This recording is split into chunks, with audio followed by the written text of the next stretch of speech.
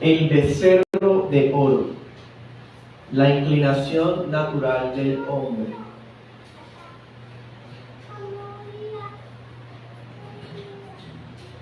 Todo lo que hemos visto en esta sección más reciente ha tratado del tabernáculo. Hemos visto los muebles sagrados, el atrio, luego las vestiduras sacerdotales, ¿sí? Y terminamos con el sábado. O sea, todo esto es lo que Moisés recibió mientras estaba en la cima del monte Sinaí. O sea, que retomando el relato histórico que llevamos, estamos cuando Moisés se metió al fuego ardiente del monte, ¿se acuerdan? Y en Éxodo 24:9 nos acordamos que habían comido con los ancianos de Israel una cena y que habían podido ver los pies de Dios, ¿sí? Habían hecho pacto con Dios. Y en 24:18, de hecho, Moisés había dejado a cargo a Aarón y a Hur, mientras que él subió al monte. Y bueno, han pasado 40 días, 40 noches. Si tratamos de ponernos en los zapatos de Moisés, ni se ha dado cuenta que ha pasado tanto tiempo, pero los demás sí lo han sentido el pasar del tiempo. Entonces tenemos que lo más reciente que ha pasado es el sello del pacto con Dios, ¿sí? En Éxodo 24:6, ¿se acuerdan? Vimos que incluso Moisés roció al pueblo con la sangre del pacto, roció el libro, ¿sí? Y un poco más atrás vimos que Dios habló desde el monte Sinaí. ¿Qué habló? Los 10 mandamientos. Escucharon la voz de Dios diciendo los 10 mandamientos. Bueno, ha pasado más de un mes. ¿Qué hacen los israelitas mientras tanto? ¿Será que Aarón y Hur están dirigiendo bien al país? ¿Será que están practicando el decálogo porque ya lo tienen? ¿Será que están practicando el código nacional porque también ya lo han recibido? Lo único que no habían recibido es el tema del tabernáculo. Eso no lo conocen ellos todavía, porque no ha venido Moisés a contarles. Pero todo lo demás, el decálogo y el código nacional ya lo tienen. Ya lo están practicando. Bueno, en esta mañana vamos a ver solamente el primer punto. Les decía que es muy probable que parta en 3 este estudio. Entonces hoy vamos a ver el primer punto del 1 al 6. Vamos a titular este primer punto: el pecado del pueblo.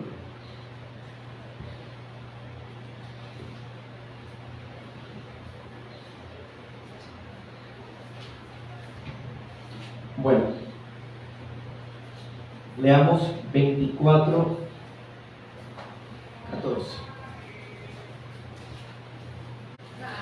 Dice: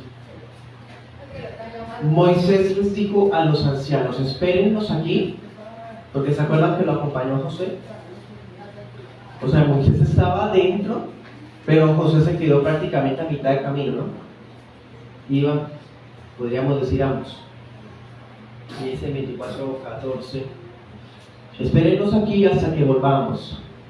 Aarón y Hur estarán con ustedes. El que tenga algún asunto, acuda a ellos. Miren el 18.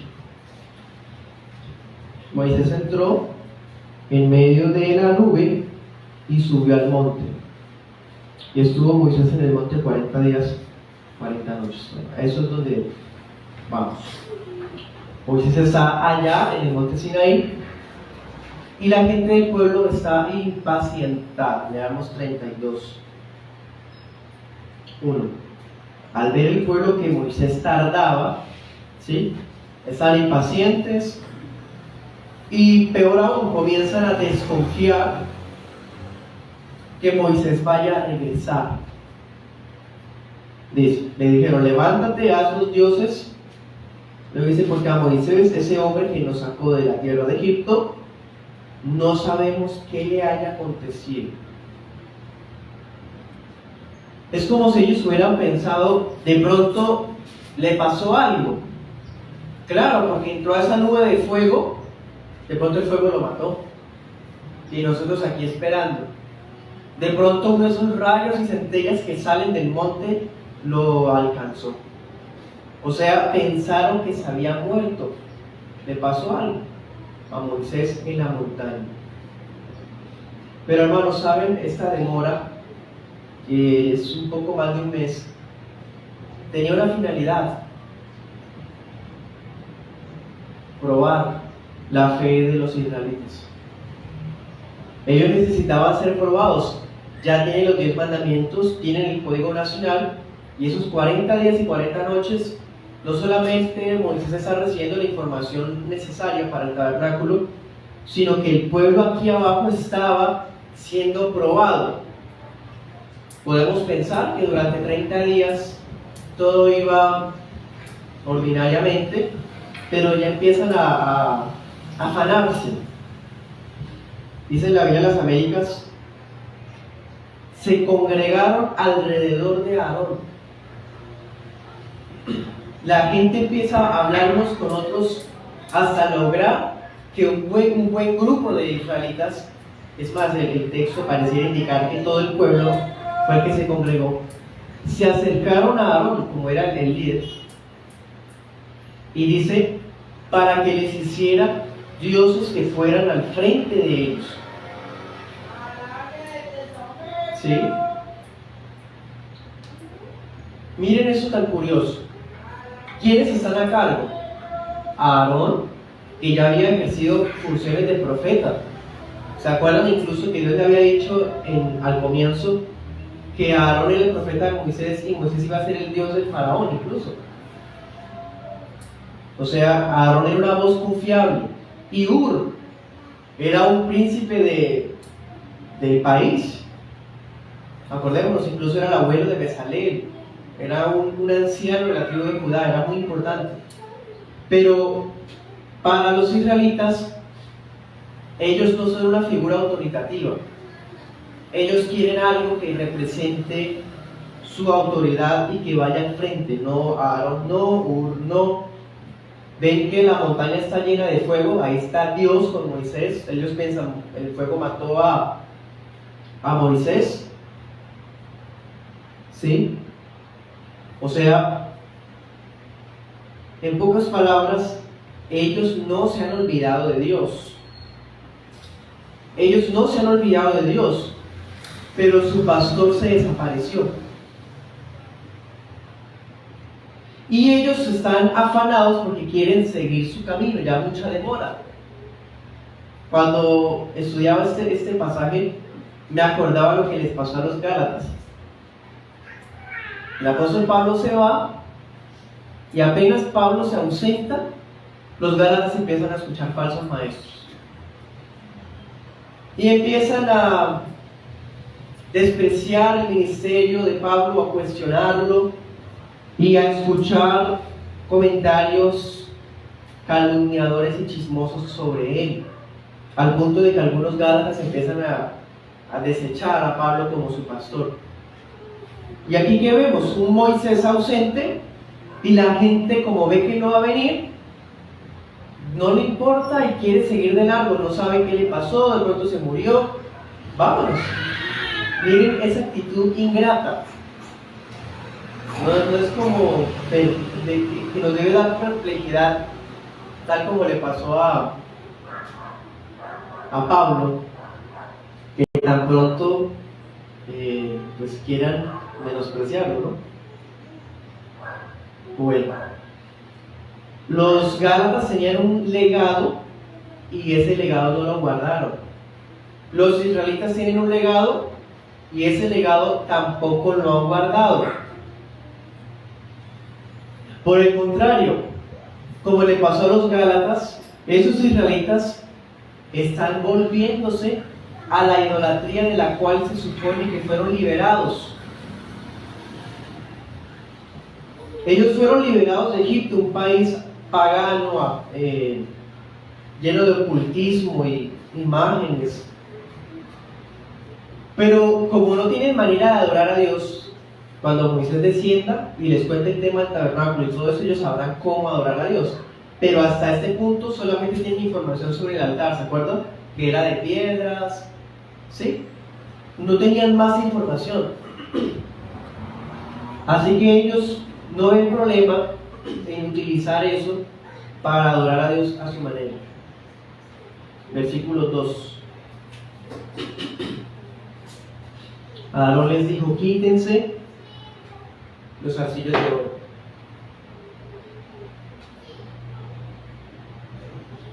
A todos nos sorprende que Aarón hubiera accedido tan fácilmente, ¿cierto? A todos nos sorprende que él acceda a la petición del pueblo e incluso les haya dado la idea. Traigan aretes, pendientes, zarcillos de oro. Y ya con eso miramos qué hacemos. O sea, ya desde el comienzo sabían que iban a hacer una escultura. Haznos dioses. ¿Sí? Si Aarón era la figura de autoridad en ese momento, ¿cuál debía haber sido la labor de Aarón? Volver la mirada de ellos al Dios que está ahí. Ahí está la montaña cubierta de fuego, hermano. Es que eso es lo impresionante. Están queriendo hacerse una representación cuando tienen la montaña llena de fuego al lado. Eso es insólito. Aarón debió hacerlos ver a Dios nuevamente, hacerlos recordar los grandes hechos que ha hecho el Señor y insistirles a confiar en Moisés. Recuerdan, en dos pasajes anteriormente, se había dicho que Dios había respaldado a Moisés de tal manera que la gente lo respetaba cuando salieron de Egipto y cuando iban por el camino del desierto. Pero parece que ese respeto y esa confianza ya se desapareció. A Aarón debió recordárselas.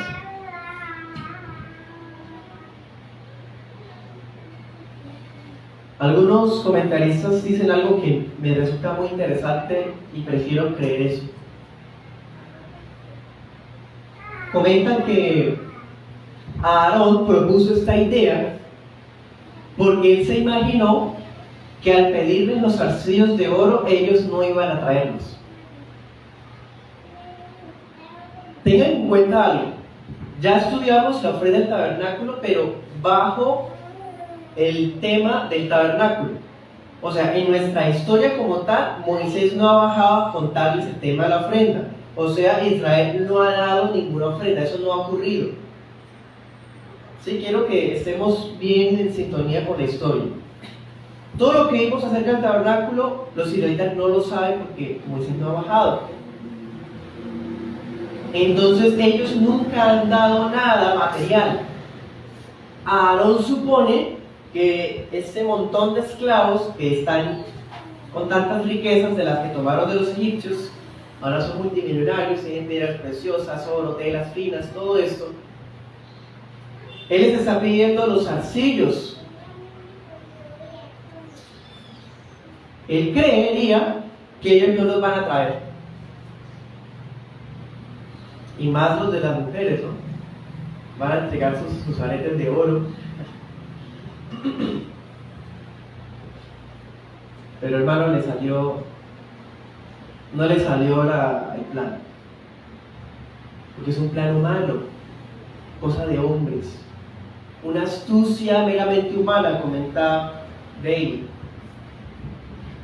Si él hubiera recordado al pueblo acerca de Dios, eso hubiera sido un método espiritual de Dios. Pero el método de Aarón fue carnal. Tráigame tal cosa. Él supuso que no le iban a traer. Y cuando le traen, ¿ya qué puede hacer? Ahora pongámonos a pensar.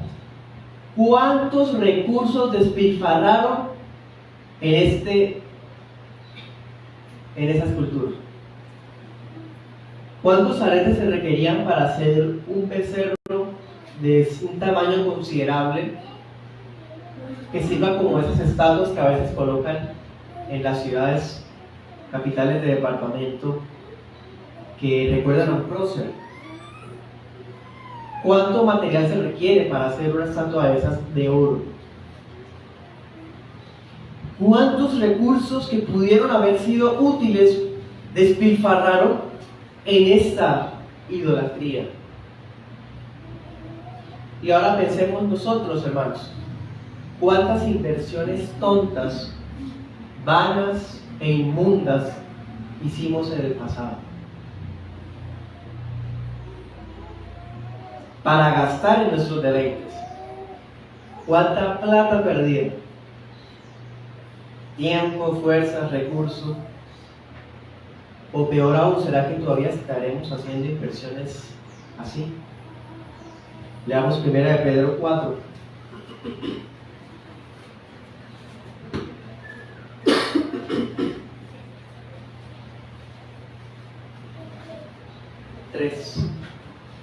Primera de Pedro 4:3 dice: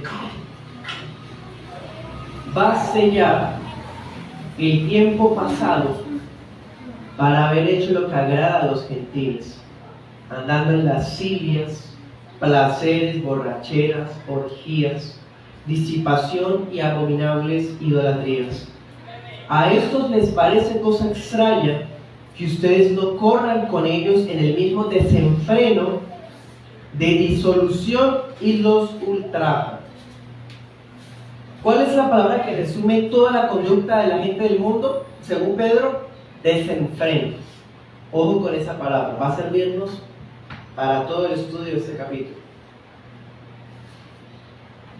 Va a ser ya el tiempo de antes para haber hecho todas esas inversiones absurdas y todo ese desenfreno que antes teníamos.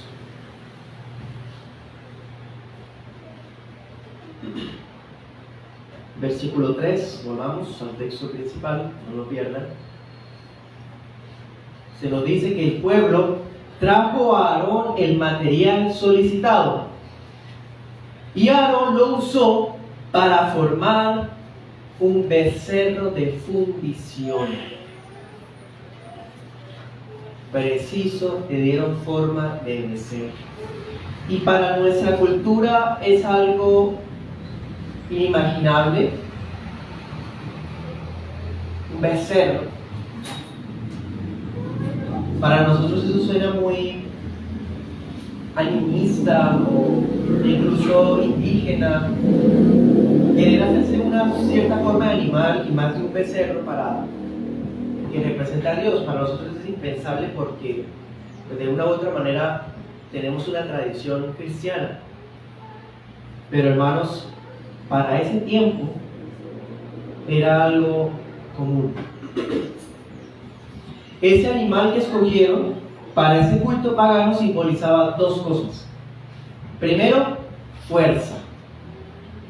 Claro, ellos dijeron, cuando lo reciben, ¿se acuerdan? Tus dioses que te sacaron de la tierra de Egipto. O sea, simbolizan el poder que vieron desplegarse para liberarlos. Y segunda cosa que simboliza ese animal, fertilidad. Algo que era súper importante para ese tiempo. Les garantizaba que iban a tener bendición para tener hijos y tener muchas cabezas de ganado.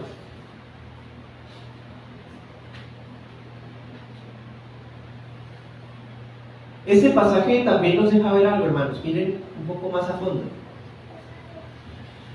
¿Ustedes se acuerdan en Génesis al final que incluso los egipcios no se sentaban a comer con los hebreos porque los hebreos eran pastores de ovejas?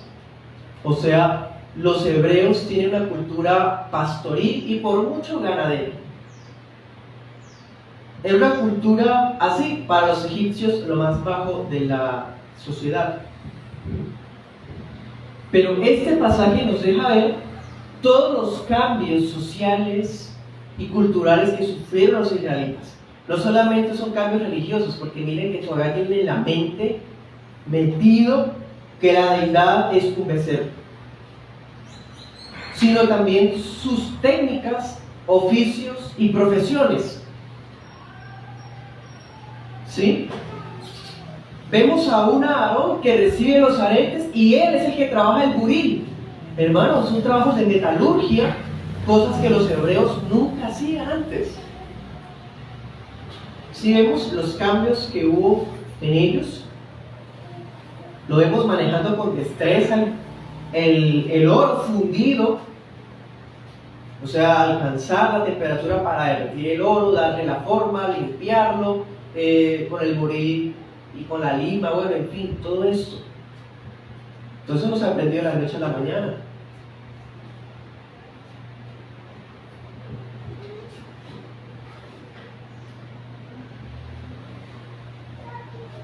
Cuando miraba esto, hermanos, el oro de los arcillos, ¿de dónde proviene? De lo que despojaron de los egipcios, ¿sí? Y fue Dios el que les dio eso, porque Dios le había dicho a Abraham y a Moisés que cuando su descendencia y los israelitas salieron de Egipto iban a salir con grandes riquezas. Todo eso fue una bendición de Dios. Pónganse a pensar eso. Imaginémonos los celos de Dios, que la primera vez que van a usar sus recursos y sus técnicas artísticas como nación libre fue para hacer una imagen, en vez de haber esperado para emplear todo esto para edificar el tabernáculo. Los celos de Dios, hermanos. Lo primero que usaron, lo primero que hicieron no fue el tabernáculo, fue el becerro de oro.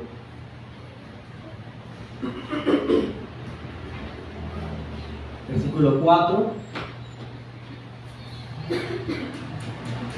Al ver la estatua, el pueblo exclamó: Israel, estos son tus dioses que te sacaron de Egipto. Wow. La palabra dioses en hebreo es Elohim. O sea, ellos no están pensando en un Dios nuevo. Ellos están pensando en el Señor. Están diciendo que ese becerro es el Señor. Y Aarón capta, hermano, Aarón se da cuenta de eso que está pasando. Por eso dice en el versículo 5: cuando Aarón vio esto, edificó un altar y convocó festivo al otro día, un festivo santo. ¿Por qué Aarón hizo eso?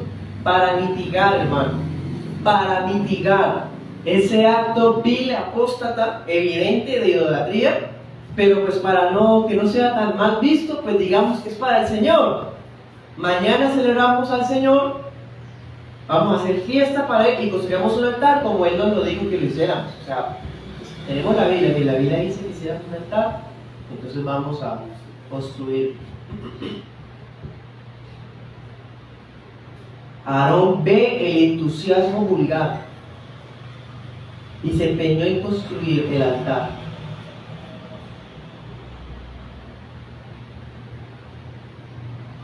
Versículo 6.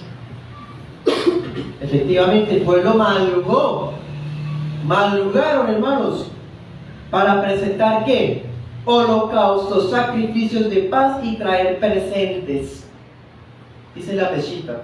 Luego comieron, bebieron, bailaron y se divirtieron. También dice la Peshita.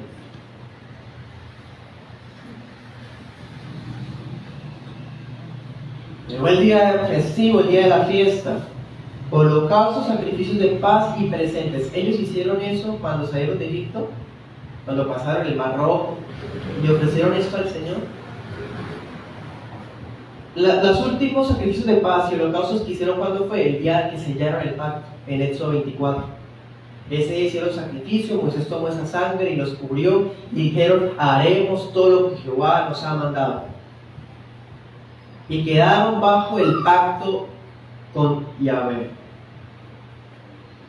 Entonces, dense en cuenta, están haciendo una mezcla, un sincretismo, una mistura. La religión que traen pegada en su cabeza desde Egipto con lo que el Señor enseñó en su palabra.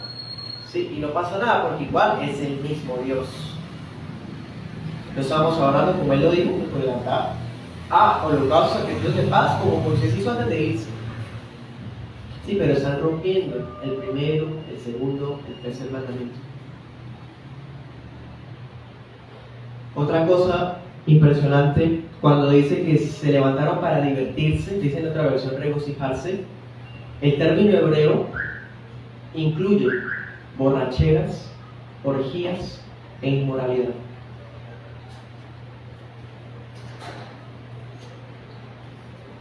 Ese fue el festivo. Ese es el festivo de la gran ramera y ese es el festivo del mundo. Leamos 1 Corintios 10:7.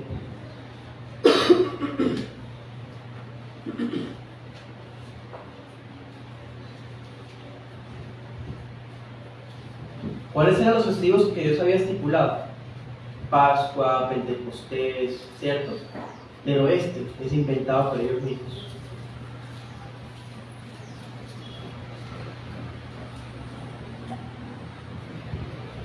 Corintios 10:7 dice: no sean idólatras, le dice el apóstol a la iglesia, como algunos de ellos, según está escrito, se sentó el pueblo a comer, a beber y se levantó a jugar. Interesante, ¿no? A propósito, todo esto, comer, beber, bailar, regocijarse, divertirse y jugar, era la manera que los egipcios adoraban a Apis, un dios que tenía forma de becerro, hijo de Ra.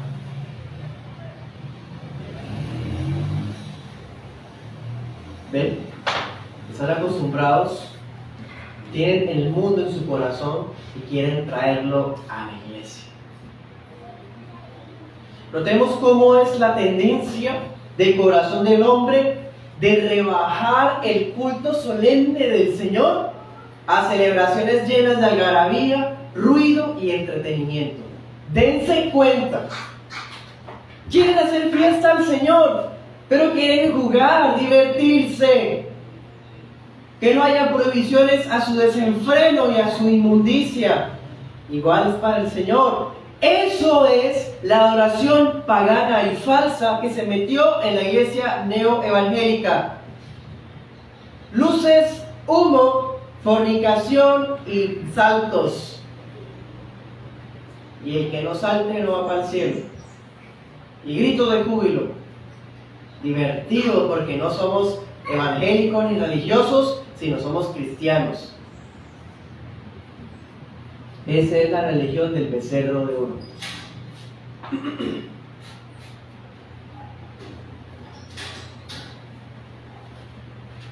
Hermanos, hasta ese punto los israelitas han disfrutado muchos prodigios, ¿no les parece? Ellos han visto una y otra vez la bondad de Dios. Fueron oídos cuando clamaron ante la explotación del faraón. Se les envió a Moisés y a Aarón. Se enviaron plagas contra Egipto, el imperio más poderoso de ese tiempo. Fueron preservados en el mar Rojo a la vista del ejército enemigo.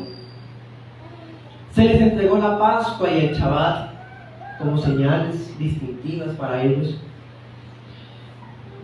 Los ha cuidado mediante la nube que los sigue cubriendo. No solamente sale el fuego en el monte, arriba tienen una nube que los está cubriendo del sol, los está protegiendo del frío. Las aguas de Mara fueron sanadas para que las pudieran tomar. Bebieron agua en abundancia, agua que salió de una peña. Reciben sustento todos los días con maná del cielo. Gozaron la victoria contra Amalek, que los atacó de sorpresa y tenían todas las de perder. Ganaron. Y sobre todo, han tenido el privilegio de ver y oír a Dios mismo y no se murieron. Y aún así, su corazón sigue inclinado hacia la traición que es el pecado. Eso somos usted y yo. Ahí estamos. qué despreciables israelitas. Esos somos nosotros, son nuestros antepasados, esos son nuestros padres. Ese soy yo. Todos los días sustentado, bendecido, recibo vida y fuerza para lograr el producto del trabajo. Recibo salud, bienestar, felicidad. ¿Y qué es que hacemos? ¿Qué hago? Perder el tiempo en tonterías, dar rienda al pecado, a la imaginación, a los ojos, a la lengua. Esos somos usted y yo, hermanos. ¿Por qué? Porque el corazón de nosotros todavía se inclina hacia lo que quiere Él, como engañoso, perverso y caído que es. Alguno podría decir, igual que se dice hoy, bueno, pero tampoco hay que ser tan fanáticos o tan extremistas. Excusemos a estos israelitas, descubramos cuáles son sus intenciones. O sea, hay que mirar qué fue lo que los motivó, porque Dios ve el corazón. Miren, ellos hicieron el becerro, sí, pero era una representación inocente. Era solamente un recordatorio del Dios del Éxodo. Después de todas las fiestas para Jehová, ellos dijeron, haremos fiesta para Jehová, entonces ¿por qué los juzgan? No hay que condenarlos, ellos quieren servir a Dios a su manera, ese es el culto de Dios, esa es su cultura. Eso es la forma de argumentar del progresismo, del posmodernismo y del sector liberal apóstata de la iglesia.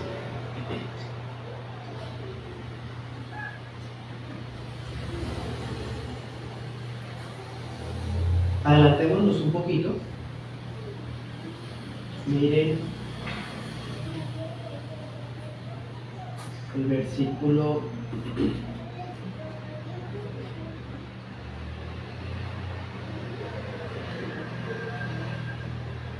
1, el 1 decía, levántate, haznos dioses.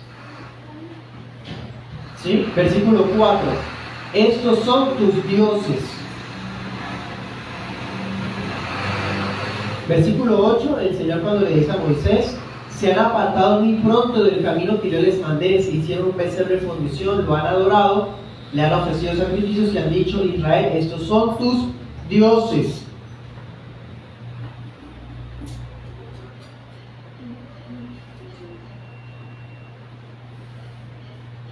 ¿Por qué la Biblia habla una y otra vez de dioses? Otras versiones dicen Dios, por lo mismo, porque el término es Elohim, que se puede volver plural. ¿Por qué se está diciendo prácticamente que se están haciendo otro Dios si realmente ellos tienen en mente es al que los sacó de Egipto y el que los va a llevar a la tierra prometida? Hermanos, primero, porque están quebrantando el segundo mandamiento. Ese es el primer mandamiento que ellos quiebran, el segundo. ¿Cuál era el segundo mandamiento? Deuteronomio 5 y Éxodo 20. No te harás imagen ni ninguna semejanza de lo que está arriba de los cielos, ni abajo de la tierra, ni en las aguas debajo de la tierra.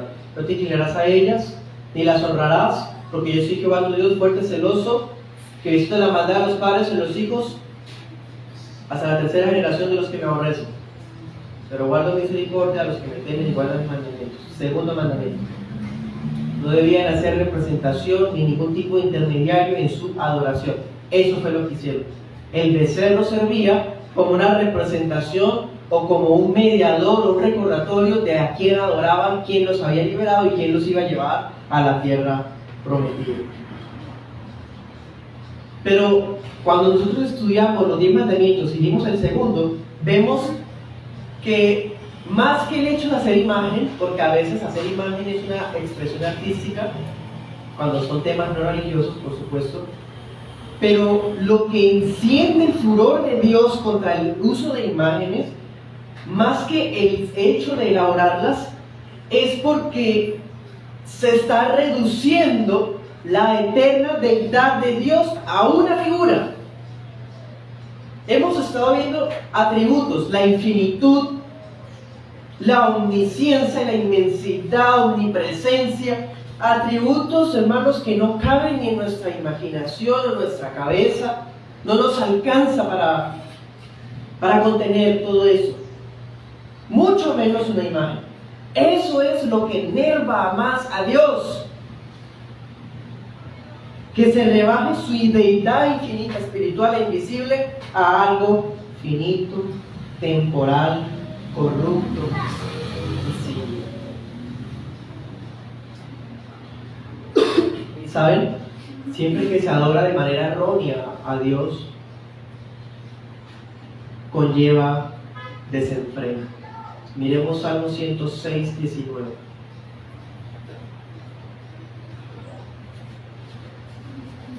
La falsa adoración siempre lleva libertinaje. Por eso usted ve una iglesia evangélica apestada por las estafas,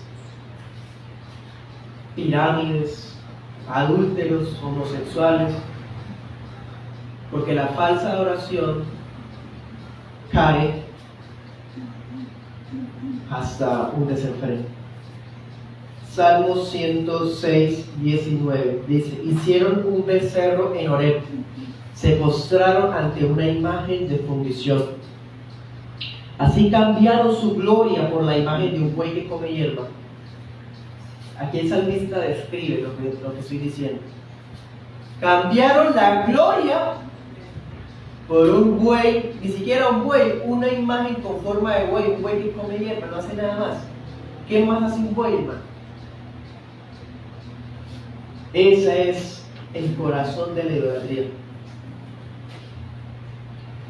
Pero bueno, estábamos diciendo, ¿por qué Dios dice que son nuevos dioses si es un recuerdo del primero? Se transgredió el segundo mandamiento. Pero ocurre que cuando se rebaja la deidad de Dios a una imagen, eso se convierte automáticamente en un Dios ajeno. ¿Por qué? Porque si nosotros tomamos algunos atributos de Dios y los reducimos, estamos necesariamente quitándole otros atributos. Por ejemplo, ¿qué dijimos ahorita? ¿Qué representaba el becerro? Poder y fertilidad. Dios es todopoderoso y Dios es generoso en dar bendiciones, por decir algo. O sea, están representando atributos de Dios en el becerro. ¿Y los otros atributos qué? Eternidad, simplicidad, incognoscibilidad. Entonces, esos otros atributos no alcanzan a estar representados allí, por lo tanto, eso es un Dios diferente. ¿Me hago entender?